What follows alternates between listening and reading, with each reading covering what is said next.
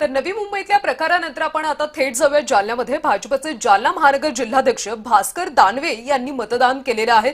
रावसाहेब दानवेंचे ते चुलत भाऊ आहेत। भास्कर दानवे, त्यांच्या पत्नी सुशीला दानवे हे दोघे उमेदवार आहेत। भाजपच्या 45 पेक्षा अधिक जागा निवडून येतील असा विश्वास यावेळी भास्कर दानवे यांनी व्यक्त केला।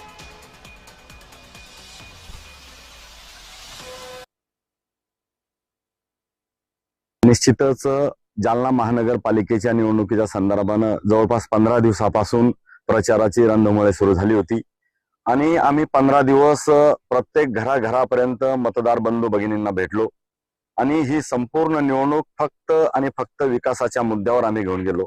जालना शहराचा सर्वांगीण विकास करण्यासाठी महानगरपालिका भारतीय जनता पार्टीच्या ताब्यात आली पाहिजे अशा पद्धतीचं वातावरण संपूर्ण जालना शहरामध्ये सुरू झालं।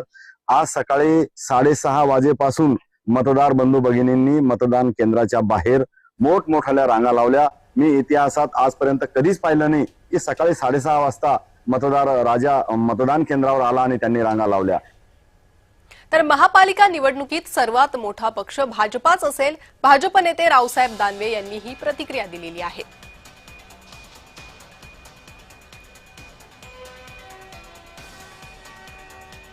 जालना महापालिकेच्या मतदानाला सुरुवात झाली आहे।